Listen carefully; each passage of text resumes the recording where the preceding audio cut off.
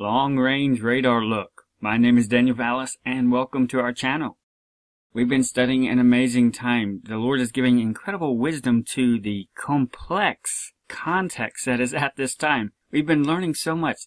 There is an abundance of instruction, pictures, types, historic events, so many things that build upon each other, and it is vital for us to have an understanding of when Christ came the first time, to dive deep into it, to really study it, and we can't boil it down in one video. It's taking several steps, but we've been learning it, and we've been feasting on what the Lord has been showing us. Incredible wisdom of how this time right here is so important, and the instructions and pictures that were given at this time.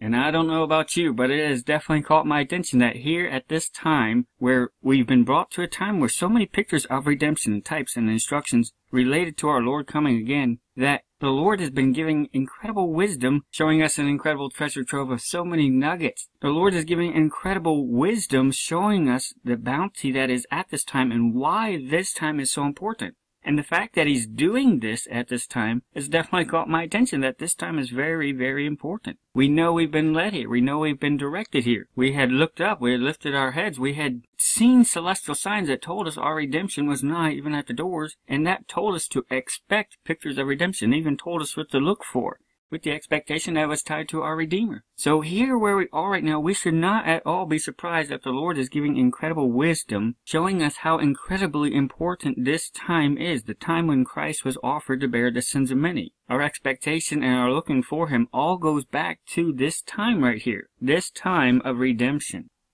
And we've been looking at a lot of events and types and pictures, a lot of things crammed into just these few days, and it's really hard to put it all into one timeline and show you on screen too, which is another reason why I highly suggest you download the timeline, link in the description box, study it on your own, because there is a lot in there that we can't cover in the videos very easily sometimes, and it makes for a good review. We've covered a lot how the enemy knows this time is very important, and as we've dived deep into what's at this time, we can see how very important this time is too. It's been a time of expectation.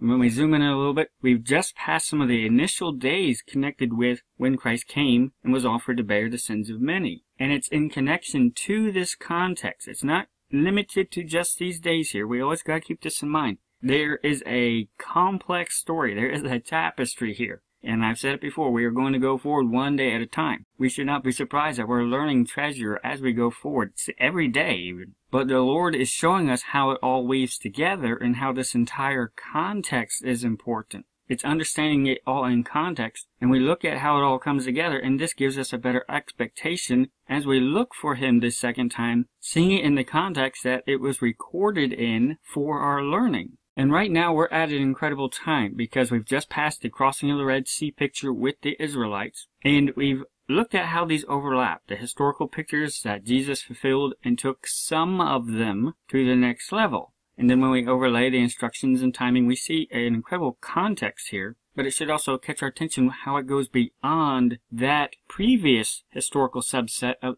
Exodus and what the Lord did not do at Passover too. That's all part of the context. And we talked about how Christ rose from the dead, and that was the first time that He appeared to His disciples after His death. It was on the same day that He rose from the dead. He appeared in the upper room after He met with some of the disciples at Emmaus. But it needs to catch our attention that right after that, Jesus left and was gone for 7 days. He did not return back to the disciples for 7 days. And so, again, putting ourselves into the shoes of the disciples, they were still going through the rest of the Feast of Unleavened Bread for 4 days after they saw Jesus. So they were still rehearsing the pictures, they were dwelling on them and chewing and meditating on them, the pictures and everything that just happened. But also realizing when they came to the end of the Feast of Unleavened Bread, seeing how the incredible pictures there at the Feast of the Lord and the approximate timing of the crossing of the Red Sea, Jesus was gone. He was not doing anything during that time. There was a pregnant pause almost. He went away, so now the disciples were in a state of suspense. He had given them some vital instructions at the Last Supper, and we'll cover that later in the video, but they were in a time of suspense during these 7 days, and they would not see Him again till the 8th day, when the Lord appeared the second time in the upper room, and Thomas was there. And in a parallel way, we can see ourselves in this picture too, Jesus did not fulfill anything necessarily with the feast to the Lord at the end of the Feast of Unleavened Bread or with the Red Sea crossing. Those events were put on pause even though they are part of the story, and sometimes the fulfillment does not fit within a day. So it does catch our attention that there is a pregnant pause right at the end, but the Bible records in this context how the story keeps going with the disciples. The story of Christ coming the first time extends beyond the pattern established at Exodus, and we have to understand this with the context. Understanding some things are paused, and Jesus is fulfilling and taking some of these pictures to a larger level, and there are certain instructions and patterns for the disciples and for us to take note of that happen that way.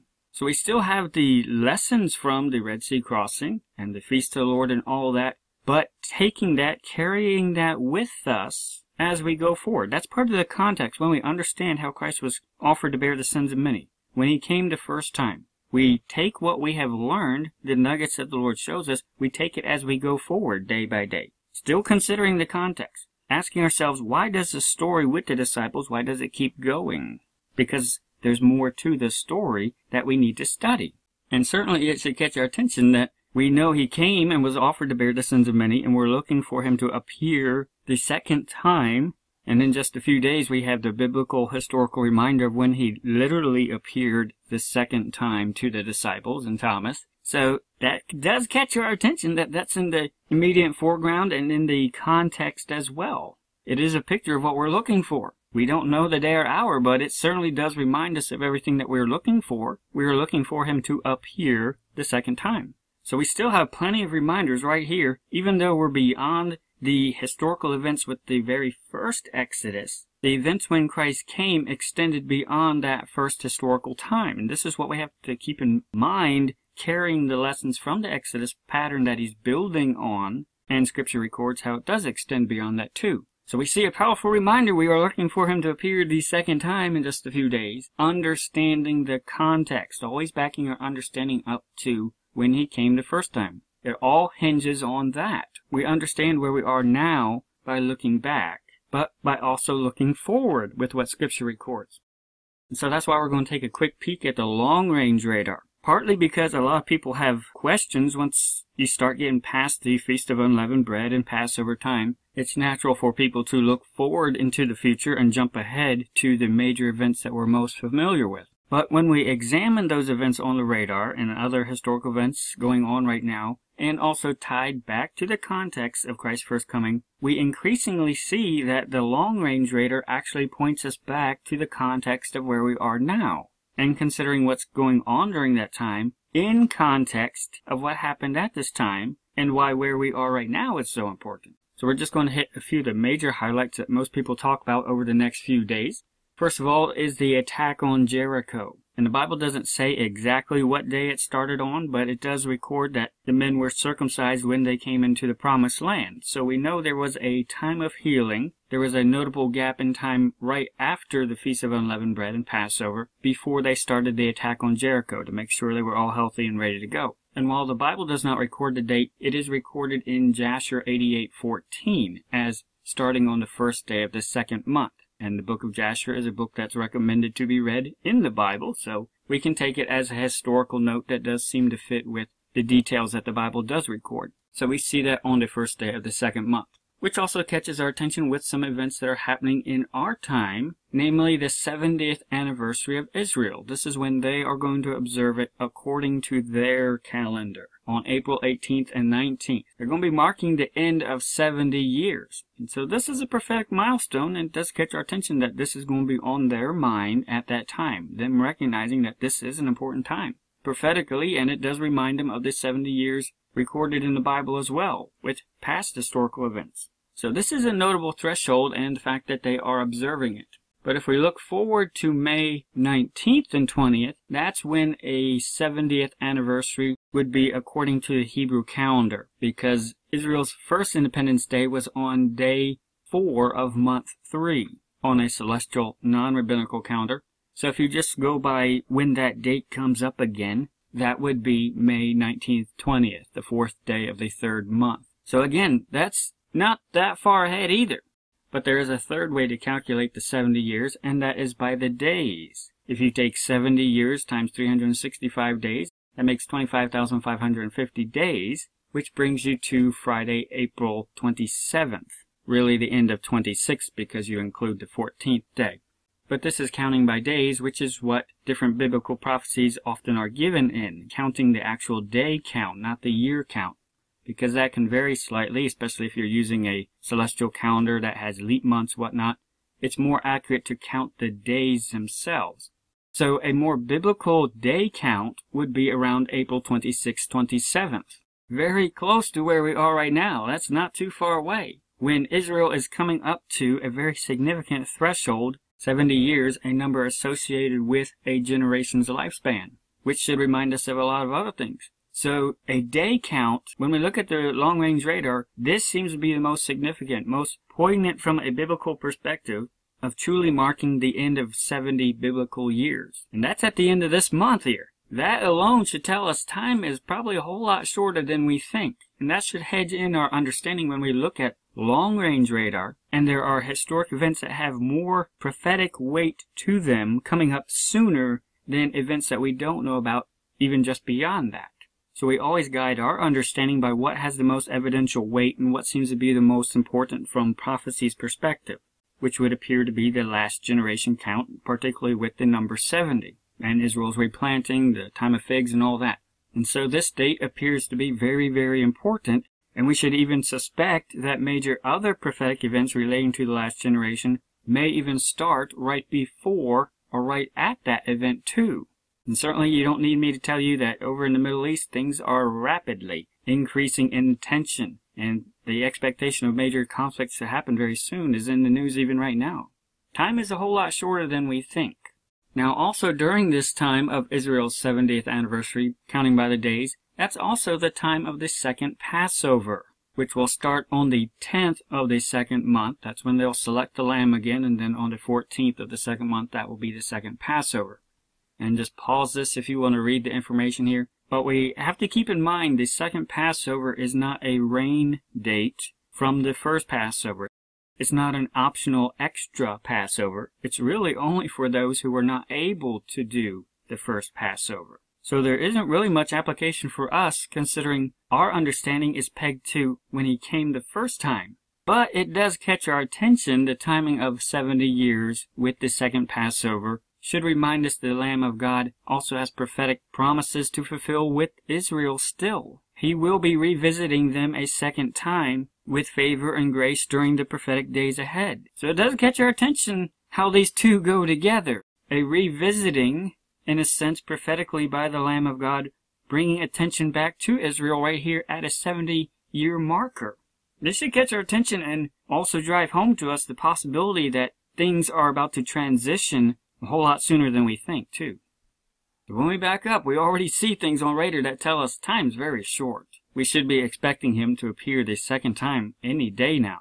Now, naturally, people have questions of when is Pentecost? In context of all these other events, when is Pentecost? Well, starting a 50-day count from the time of the wave offering, when the sickle was put to the corn, the count was started on that day, and if it started on the 16th of the first month, that will take you out 50 days to May 22nd, 23rd. That will be 50 days later, Pentecost Shavuot, based on starting the count on the 16th. And you can find some links in the description box of why that day, starting that count there, is best supported by Scripture. So that is what we're going by. But again, when we look at context, Pentecost is after all three possible options for a 70-year anniversary for Israel. And so for those who wonder about Pentecost, we see the 70-year last generation marker has more prophetic weight, and that is more important with prophetic events that we're looking at, particularly with the rapture. That backs us up to where we are now.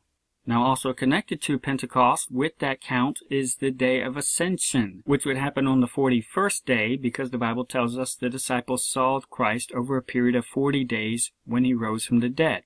So the day of Ascension would be May 13th and 14th. Again, still pretty late, far out there, with more things telling us where we are right now is a more significant prophetic time.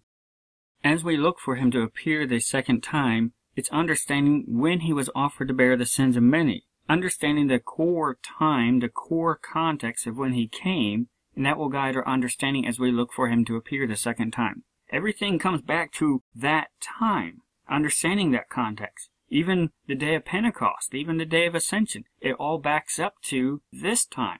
And as we look for him to appear the second time, it's counting and looking from when he came the first time. It's all pegged back to this time. That's why this time is so important. And we talked before about Daniel's prophecy with the 49 years, the 7 weeks, and how it ended approximately March 20th through April 1st in that time window, depending on how you count it. But again, that goes back to when Christ came the first time. It was prophesied that from the going forth of the commandment to restore and to build Jerusalem unto the Messiah the Prince shall be 7 weeks. So as we see this context, we see the prophecies that led up to this context, and then we see the same historic parallels in our time, and we try to research and see how it specifically applies and get down our understanding as close as we can, even though there's a window and things we don't know. We talked about Jerusalem's 50th anniversary was in 2017, from when it was recaptured. And we talked about how one potential date that a lot of people looked at was the April 1st, 1969, when the Knesset voted to consider rebuilding the Jewish quarter. And you'll see a lot of people consider that as the decree of when you should start the 7-week count, which brought us to March 20th, April 1st, 2nd in 2018. But we also talked about there is another date that other people consider as well, May 6th, 1969, just a few days after that, when the command to actually begin the construction phase of it went out. And some put more weight on that, and since they both seem very viable options, we do need to consider both, and at least put it on the timeline and long-range radar and see how it fits with everything else going on too. Because May 6th is when the actual construction, when they actually gave the decree to start in a sense. And the argument is made that this is when the command to actually restore and to actually rebuild with the actual construction work was done. So that's why they give priority to the May 6th date. And that will bring you out to April 24th through May 6th, 7th, depending on how you count the days. If you count by 365 days, it will bring you out to April 24th.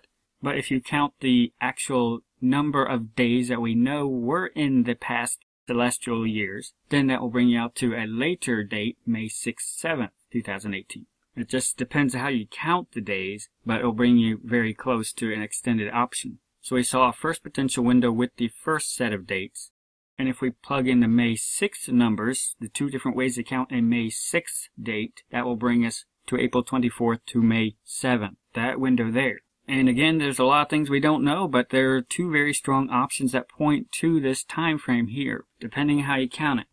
Again, if you count by 365 days, you will have a minimum date, that would be the April 1st, with the vote in the Knesset, to a max of May 6th when the command was given to actually start the construction. So you could view that as one window right there, of two very potential dates that apply to the 49-year, the 7 weeks prophecy. That brings our attention to this time here. Again, that should catch our attention here. But there is another way to count it. If you count the length of the past years that we know, since they're in the past, that would push it down just a little bit. Just by the time you add in leap years and all that, it just extends it a little bit further. But we have also talked about when you average the length of those past years that we do know about, it does average out to 365 days. So really the orange timeline here, time frame of a minimum starting from an April 1st date to a May 6th date, the orange time frame seems to be the most probable. And it does catch my attention that it's ending pretty much right at the same time as the 70-year anniversary with Israel too. So there's a lot of things that tell us this side of a 70-year anniversary, this time right here, is extremely important. We have so many reasons to be looking at this window and expecting the Prince, the Messiah, to appear the second time. And this is what we're told to consider. So Christ was once offered to bear the sins of many, and unto them that look for him shall he appear the second time, without sin unto salvation. Considering how were they looking for him when he came the first time? They were looking at Daniel's prophecy. So it should catch our attention when we see same reminders of that prophecy they were looking for the first time, also appearing in our time, pointing to this same time when he was offered to bear the sins of many. There's a lot that tells us this time is extremely important, and it's far shorter than we realize. Now, there's also celestial signs going on right now that harken back to when Christ came the first time. And that's related to the sun in Aries, the Lamb. And of course, this is from the biblical perspective. The heavens declare along the line in the heavens. They do declare a story of redemption. And we've talked about before, at the time of Christ's crucifixion, the sun was pointing exactly at Aries, the Lamb, on the day of his crucifixion. And when we look in our time, we can see where the sun's going to be parallel with the stars of Aries from approximately April 23rd through May 9th this year. That's when it's going to be pointing at and right near those stars, but more toward the head of the Lamb, which is where it was the first time, closer to April 23rd. And the historical posture and perspective of Aries, the Lamb, is always with one foot going forward. This is a very ancient understanding of how Aries was, and then with its head looking backwards, more toward Taurus and toward Pleiades. So when we put that on the radar, and we could see the sun's going to be at the start of the stars of Aries, pretty much right at the time of the second Passover, right at the time of the 70-year anniversary when you count the days for 70 years, the last generation. There's a lot that tells us time is very short, and we should be expecting prophetic events to start switching focus to Israel any day now. Any day now. Time is far shorter than we realize. And it all goes back to understanding what happened the first time. What were they looking for the first time? What did they see happen the first time? And what happened the first time that Scripture records for us to look for and consider as we look for him to appear the second time? It all goes back to this Mount of Olives area and the context of events that started right here. We always go forward carrying what we just saw and observed, the treasures we have been picking up along the way. What happened here between the days when Christ came the first time and between when he was offered to bear the sins of many?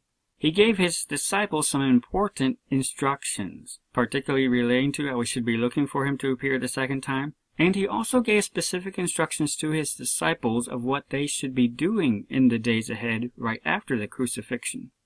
Matthew 26:32. And when they had sung an hymn, they went out into the Mount of Olives. Then saith Jesus unto them, All ye shall be offended because of me this night. For it is written, I will smite the shepherd, and the sheep of the flock shall be scattered abroad. But after I am risen again, I will go before you into Galilee. What does he mean by that? Why is he giving this instruction here? Right after the Last Supper, shortly before he's arrested, he's letting the disciples know the sheep are going to be scattered. The shepherd is going to be smitten, but I will rise again, and I will go before you into Galilee. He was giving them an important instruction that they needed to keep in mind after he rose again. It wasn't going to be applicable until he rose again. He told them, I will go before you into Galilee. Now, for the Jewish disciples, this phrasing was very important because it relates to a past prophecy. And notice he just finished talking about the shepherd and the sheep, and he mentions, I will go before you into Galilee. And that was a reference that the disciples were familiar with, Micah 2:12. I will surely assemble, O Jacob, all of thee. I will surely gather the remnant of Israel. I will put them together as the sheep of Bozrah, as the flock in the midst of their fold. They shall make great noise by reason of the multitude of men. The breaker is come up before them. They have broken up and have passed through the gate and are gone out by it. And their king shall pass before them, and the Lord on the head of them.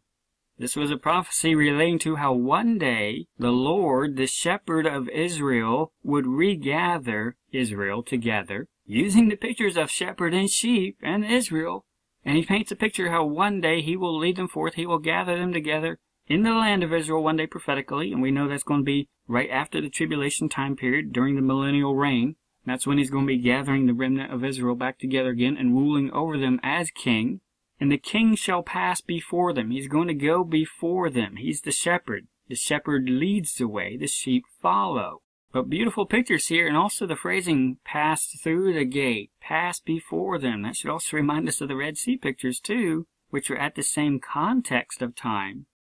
This was the prophecy that the Lord was hearkening to when he told them, I will go before you into Galilee. He was telling them, and this was the Jewish understanding, he was basically telling them, using a picture of him as a shepherd, going before into Galilee to gather his disciples. There is a future fulfillment that will be later with Israel during the millennial reign, but he was also using the same picture as a type with his disciples too. There's going to be a spiritual gathering, there's going to be a physical gathering. That also goes back to the instructions Christ gave his disciples too, that he was going to go away to prepare a place, and that he will come back and receive us unto himself. The shepherd does have another fold he's going to gather. So this same picture here, this same promise that he's hinting at, these instructions are given right after the Last Supper. How his disciples needed to keep in mind, once they come to the day where he is risen again, he will go before them into Galilee. So the story of when Christ came the first time, when he was offered to bear the sins of many, the story keeps going. And this is the context we need to keep in mind. And again, this passage, the phrase he was using, going before them, it had a lot of importance to the Hebrew disciples, not only with the Micah prophecy, but it was also harkening back to the Jewish understanding of, that was the same picture of how they viewed Moses as the shepherd leading the flock, leading Israel out of captivity. Which, again, should impress on us that this is the same context when these events happened historically, too. So he's building and pulling multiple pictures of how he is becoming the Moses type. He is a good shepherd. Just like Moses led the people forward, Christ is going to be doing the same thing, too. After I am risen again, I will go before you into Galilee. Now, in John 20, we find the account of when the Lord appeared in the upper room the second time when Thomas was there. In verse 29, Jesus saith unto him, Thomas, because thou hast seen me, thou hast believed. Blessed are they that have not seen, and yet have believed.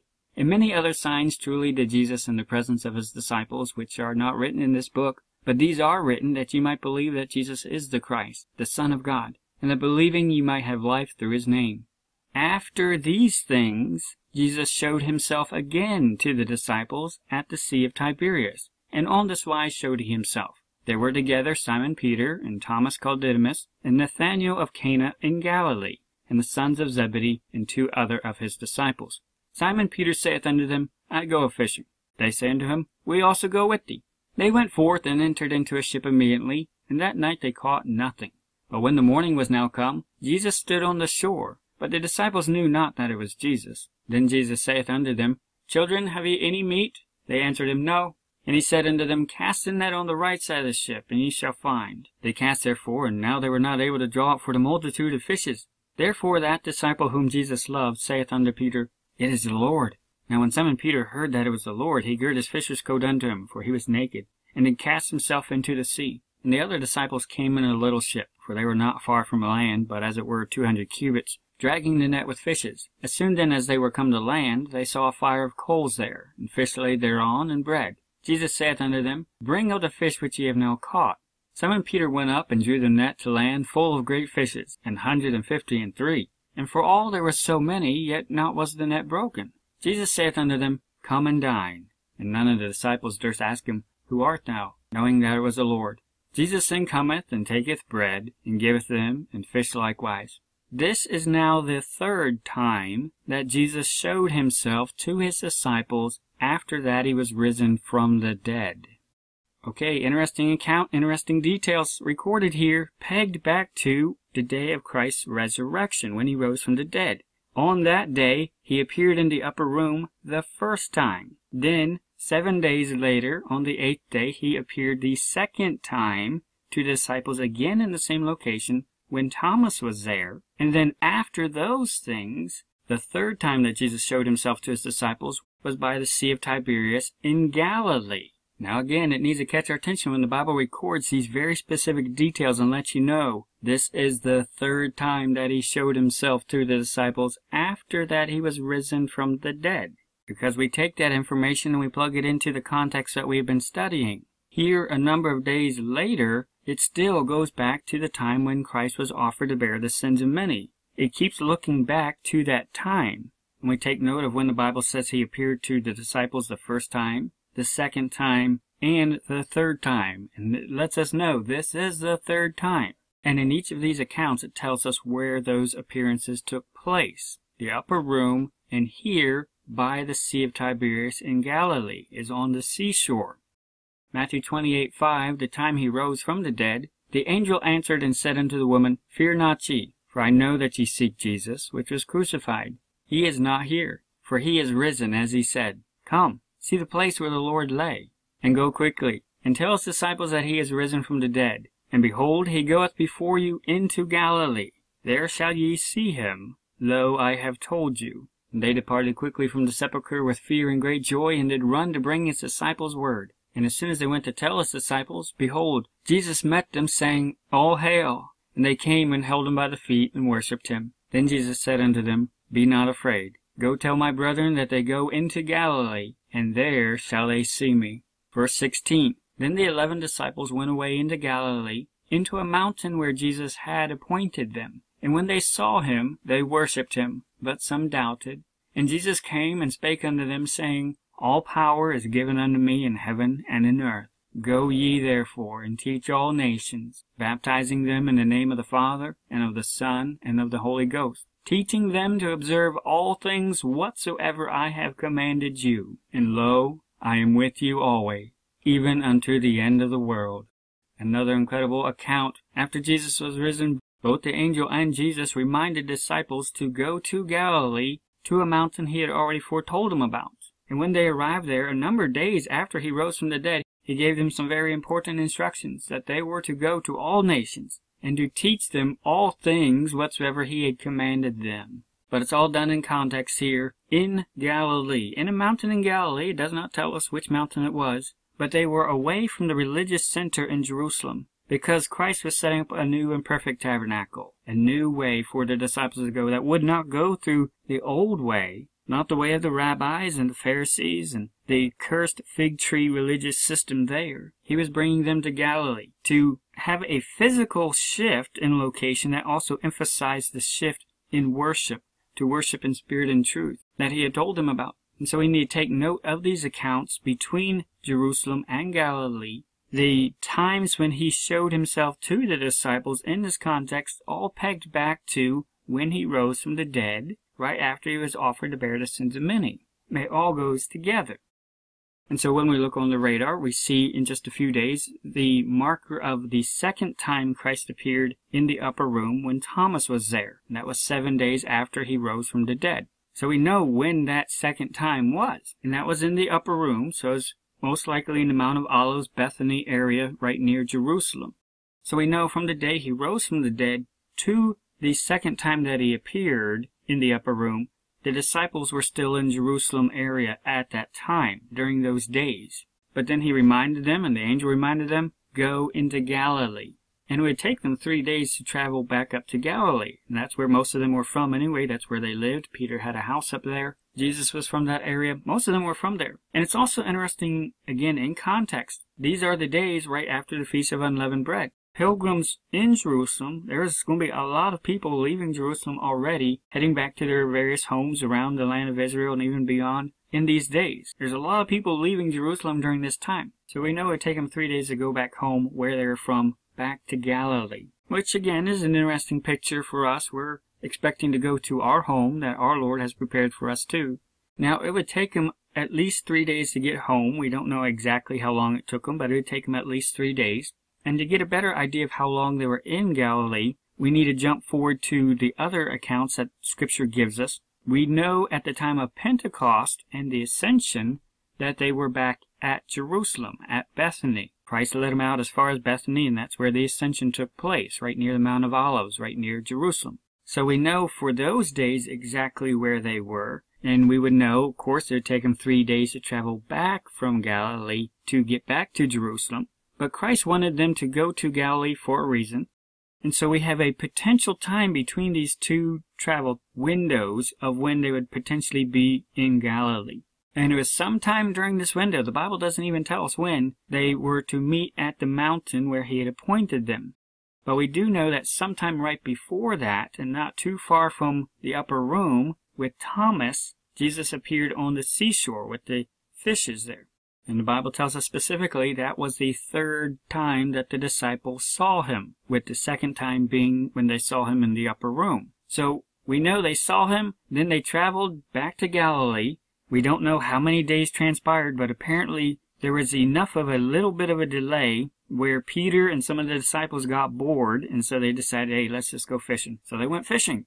So they were back home and apparently just killing time waiting for the Lord to show up, because he said he was going to go before them, so they were there waiting for him. But again, we don't know exactly how long it was, but apparently it was long enough for him to get bored and want to go fishing. So, just putting it about the 4th day of the 2nd month, that would be about 7 days from the 2nd time. Just using the pattern of he waited 7 days before he showed himself the 2nd time. Maybe he waited another 7 days before he showed it the 3rd time. We don't know, but it's something to base our understanding off of. We do know it was the 3rd time, and then sometime after that they met him at the mountain. So again, we understand and we look at all these details recorded. When the Bible tells us the 1st time, the 2nd time, the 3rd time that he appeared to his disciples, in context of when he was offered to bear the sins of many, why the world at that time was looking for him the 1st time, and it is this understanding, it is this context, we are looking for him to appear the 2nd time without sin unto salvation. We are looking for him to lead us, to go before us, to lead us to the holy mountain, to lead us to the promised land, to lead us to our Father's house, the place prepared for us. We have very similar instructions, and so we need to be looking at the time he came the 1st time, because that's going to give us a very good understanding as we look for him to appear the 2nd time, without sin, unto salvation, to deliverance, to being led forth. Just like the Red Sea picture, we are waiting for the Good Shepherd to lead us forth. It all goes back to understanding this context at this time. And when we look on the long-range radar and we look at the context, it all comes back to this 1st time. His triumphal entry. When the Lamb of God was presented, when he was offered, when he was slain, when he rose from the dead. And then the subsequent events are all pegged to when he rose again, that day. It gives us a very good idea of when he appeared the 1st time after that, when he appeared the 2nd time after that, and a pretty good idea of when he appeared the 3rd time after that too. There is a lot we don't know, but we see a lot pointing us to this time. Similar prophetic parallels with the prophecies of Daniel pointing us to the same time. So many things reminding us of what we should be looking for as we look for him to appear the 2nd time. Again, it amazes me how much treasure the Lord is showing us here at this location. That alone tells me this time is so important. It's so special. The Lord's giving us so many nuggets of wisdom, giving us wisdom of how things come together. All these pictures, these types, these historical events, these celestial signs, everything going on right now, the last generation. So much telling us this time is a time when we should be expecting redemption. We should be expecting salvation, the deliverance, the redemption, the leading forth, the passing over. This is a time of expectation, and we know it is nigh, even at the doors. We have heard so many things that have told us, your bridegroom cometh, go ye out to meet him. And as we have a desire to go out to meet him and draw nigh to him, we should not be surprised that he gives us wisdom to show us in his word a better, more beautiful picture about the tapestry of redemption and our Redeemer. We can draw close to him even now. We can hear his voice. We could see him even clearer now when we look into his word. And this is the call. He's knocking on our door. He wants to come in and sup with us. Just like the disciples by the seashore, he wanted to sup with them and fellowship with them. This is why he's knocking at our door. This is why he's showing us these signs. So we will rise up. So we will trim our lamps. So we will shine bright. And so we will draw nigh to our Redeemer, our beloved, the Lamb of God. And as we remember the 1st time that he came and he was offered to bear the sins of many, to make our atonement, to pay our ransom, that guides our understanding as we go forward. We will look for him, we will love him, and we will serve him, first and highest above all else. Maranatha.